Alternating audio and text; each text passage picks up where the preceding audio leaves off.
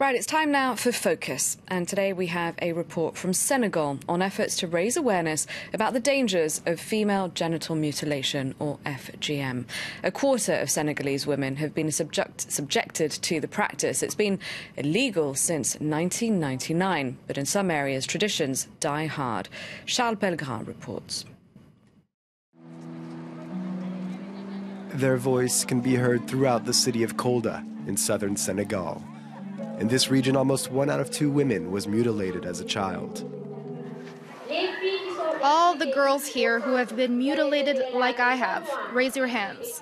Raise your hands so people can see.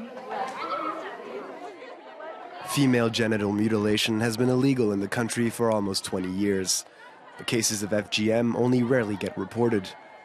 This group of young women organizes meetings on a regular basis. Their goal is to change people's attitudes.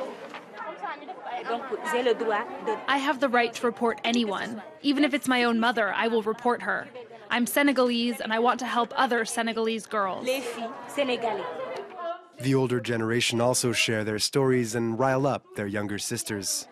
They used to say that women who weren't mutilated were not pure. But what is purity? It doesn't exist. Say no to this.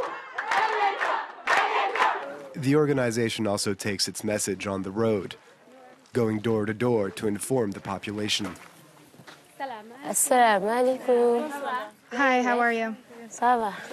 They're in the courtyard of the family home, and their first contact is with the father, the head of the household. In this case, everything is cut off. Nothing is left. So the girl will feel pain her whole life.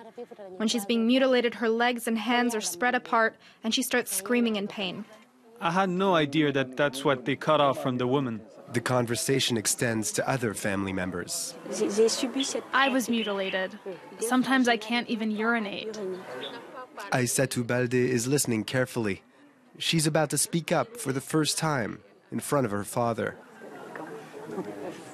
I was mutilated when I was 6 years old. I still feel pain. I lost a lot of blood. It hurts a lot when I have my period. And I'm afraid of what giving birth will be like. I know what I went through, but until now I didn't know who to talk to. Now I'm saying everything. Bumbalo knows all too well what AISSATOU is going through.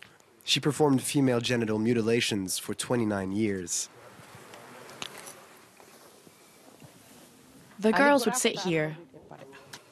She knows the ceremony and the song that goes with it like the back of her hand. This is where I would bury the clitoris.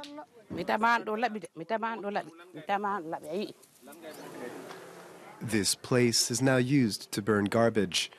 She tells us why her and so many others have given up on this tradition. My grandmother used to perform female genital mutilation. I just inherited it from my family. I didn't know any better. The difference now is that we know that genital mutilation causes a lot of problems for girls. Every year, about 100 communities let go of the practice of female genital mutilation in Senegal. And about 80% of the country's population wants to get rid of it for good. But in some areas, like Casamance, old habits die hard.